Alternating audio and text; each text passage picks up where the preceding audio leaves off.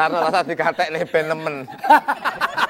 Ya aja toh, kita kan bertiga, bersaudara. Gitu. Iya. Kalau kehilangan Anda, kamu kan merasa sedih. Saya nggak akan sedih kan sudah ada penggantinya. Lo kok Siapa? bisa? Siapa? Bu Budi.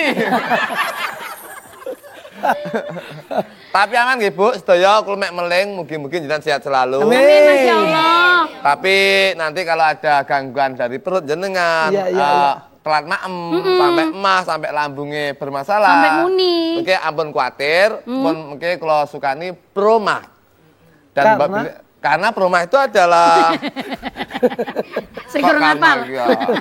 Wah, karena proma herbal dengan bahan herbal berkualitas untuk mengatasi gangguan lambung. Ingat sekali lagi bahwasanya proma herbal dengan bahan herbal berkualitas untuk gangguan lambung. Kembali ke hadis tadi itu, satu kita tidak boleh meremehkan makanan, kemudian dalam hal lain kita juga tidak boleh bersikap tabdir. Tabdir itu apa Bu? Boros. Makanya sebenarnya Ramadan itu kadang-kadang kita juga aneh. Justru tingkat kemubadiran dan pemborosan tabdir itu malah berlebih-lebihan di kala bulan Ramadan. Karena ternyata orang puasa itu yang lapar bukan perutnya, tapi matanya. Iya. Makanya semuanya pengen dibeli. Semuanya. Wah, Iya. ini tak buka dengan gorengan. Wah, gini ku mesti. Dilanjutkan dengan dawet jengkol. Olah. Par dawet. Kolak. Baru mangan rawon. Terus sehingga kemudian kadang-kadang pemborosan ini terjadi justru karena kita puasa. Padahal esensi puasa itu seharusnya adalah supaya kita bisa merasakan penderitaan orang miskin yang tidak setiap waktu bisa makan. Tapi justru ini terjadi euforia dengan terjadinya tabdir atau pemborosan itu. Berarti bulan Ramadan itu malah boros gitu, Pak? Boros. Mergo pikirane iki sing dipikir barang oke sing enak-enak. Iya, bener. Lalu bojoku wis tak kon ora boros malah. Lah piye? Kok bisa? Dadi dawet, kolak, rawon, susu, es sirup ngono kuwi tak kon dadeni siji, dadi siji. Dadi gak dhewe-dhewe wis. Gak boros. Gak boros, dadi rawon, soki soto, soki es, soki kolak. Wis sing rekoso sesuk. Napa? Ha metu kaya solak. Salamat itu di sebelah. Makanya ada satu ayat yang sering kita baca soal tabdir, soal pemborosan itu. Sebagaimana yang kita bisa baca dalam surat Al-Isra ayat 27.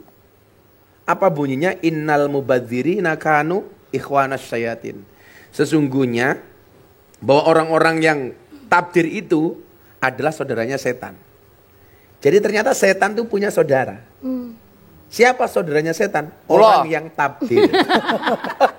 Kalau kamu boros memang, wajah kamu memang boros. Ati mbahku, sapa saudara setan? Niki lho, tak ngaku dhewe. Jadi tabdir itu artinya boros. Dan ternyata orang yang boros itu saudara kandungnya setan. Beda Bu, kalau saya itu kalau di rumah makan itu saya selalu beli banyak. Bukan karena boros. Karena banyak juglangan-juglangan yang menunggu sisa makan saya. Ya, para penderek-penderek itu kalau saya makan itu mereka tuh yang dilihat bukan piringnya sendiri, tapi piring saya. Gitu. Ngenten itu rai. Gitu. Makanya mereka itu kelasnya seperti TPA, tempat pembuangan akhir. Jadi kalau saya memang sengaja beli banyak, karena memang setelah saya makan dihabisi sama anak-anak itu. Itu bukan sikap boros, tapi dalam rangka berbagi. Karena ahabun nas ilallahi anfa'uhum linnas. Lah, saya bisa bermanfaat bagi teman-teman dia ketika mereka dapat sisa makan saya. Kalau untuk suruh ambil sendiri, mereka malu itu loh. Dikira rai gedek randu isin toh. Lah, mereka modusnya itu nunggu sisa makanan saya gitu. Jadi kalau itu konsepnya bukan pemborosan. Kenapa Bu? Saking apa Bu? Mboten petuk. Cethuk nggih diadai ya. Jadi kemudian yang selanjutnya adalah kita memahami orang Jawa itu keren Bu ketika berbicara soal makanan. Coba kalau ibu-ibu lihat bentuk doa minta berkah itu kan kalimatnya jamak ya. Bariklana bukan barikli. Berikanlah berkah kepada kami, bukan kepada saya. Coba kalau kita lihat, yang makan tuh kan kita sendiri. Yang ngunyah mulut-mulut kita sendiri, yang merasakan nikmat juga lisan kita sendiri, yang kenyang juga perut kita sendiri. Tapi kenapa bahasanya berikanlah berkah kepada kamu, bukan kepada saya? Jawabannya, Dina niki mesak niki lho pun sepuh. ya lucu Bu Budi. Kaget kok sedikit cangkeme kaget. Sak nggon-nggon kaget kini dodo yu. Kaget. Kok geting aku. Nah, jawabannya adalah, coba saya mau ngambil contoh kopi ini. Hadirnya kopi di hadapan saya ini kira-kira membutuhkan sumbangsih berapa orang? Oh banyak. Dari mereka yang membuat lahan, yang menanam kopi, yang mupuk kopi, yang membersihkan lahan di kopi, kemudian memanen kopi, kemudian yang menumbuk kopi, bahkan kemudian mereka yang terlibat ketika membuat kopi. Kopi ini hadir dari kitchen. Kitchen itu mohon maaf ada yang masak. Dia masak pakai kompor. Ada yang membuat kompor. Oh ternyata beli gas LPG-nya di Pertamina. Begitu kemudian dibawa ke sini yang membawa OB. Sampai sini dibawa ajudan saya baru dikasih kepada saya. Berapa orang yang terlibat dari pembuatan kopi ini? Puluhan bahkan mungkin ratusan orang. Makanya begitu Anda berdoa Allahumma barik lana, yang didoakan siapa?